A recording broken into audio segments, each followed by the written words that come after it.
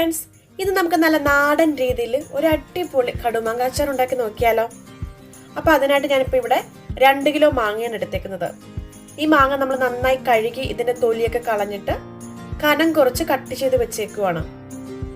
അപ്പോൾ അച്ചാർ ഉണ്ടാക്കാൻ നമുക്ക് എപ്പോഴും നല്ലത് നല്ല അടിപൊളി മൂത്ത മാങ്ങയാണ്. അപ്പോൾ ഈ മാങ്ങ ഞാനിപ്പോൾ ഉപ്പൊക്കെ ഇട്ട് ഒരു 4-5 മണിക്കൂർ തിരുമ്മി വെച്ചിരുന്നതാണ്. അപ്പോൾ ഇതിന്റെ വെള്ളമൊക്കെ ഇറങ്ങി നല്ല സെറ്റ് ആയിട്ടിരിപ്പുണ്ട്. ഇനി നമുക്ക് അച്ചാർ ഉണ്ടാക്കാൻ തുടങ്ങാം.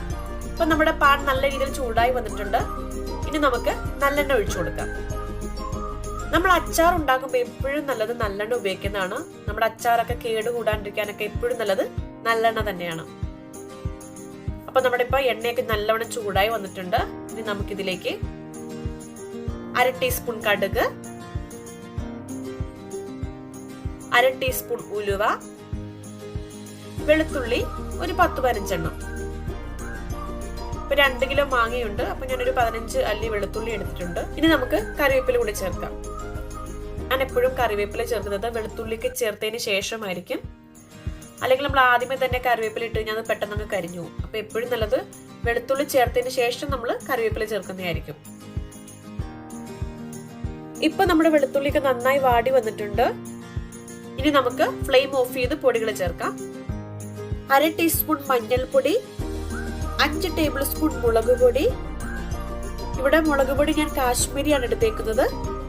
പിന്നെ 1/2 ടേബിൾ സ്പൂൺ കായപ്പൊടി. ഇത് ഞാൻ കടുകും ഉലുവയും കൂടെ ഒന്ന് ചെറുതായിട്ടൊന്ന് ചൂടാക്കിയതിന് ശേഷം നന്നായിട്ട് ക്രഷ് ചെയ്തെടുത്തേക്കുന്നതാണ്. രണ്ടും ഒരു 1/2 ടീസ്പൂൺ വീതം. ഇനി നമ്മുടെ ഈ എണ്ണയുടെ ചൂട് കൊണ്ട് നമ്മുടെ പൊടികൾ നന്നായിട്ട് മൂത്ത് വരും.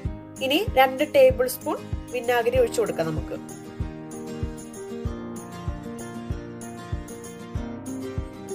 അതിനുശേഷം നമ്മുടെ മാങ്ങ കൂടി ചേർക്കാം.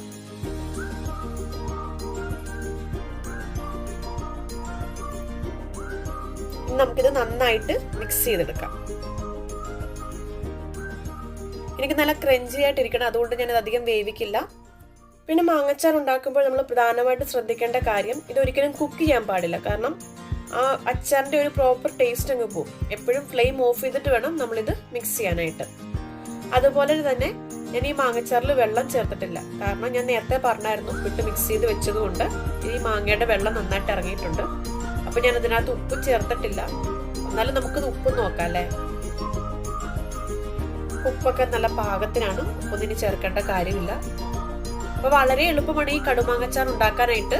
അപ്പൊ എല്ലാരും ട്രൈ ചെയ്ത് നോക്കണം, എന്നിട്ട് അഭിപ്രായം പറയണം. അപ്പൊ അടുത്തൊരു സിമ്പിൾ റെസിപ്പി ആയിട്ട് കാണാം. Bye friends.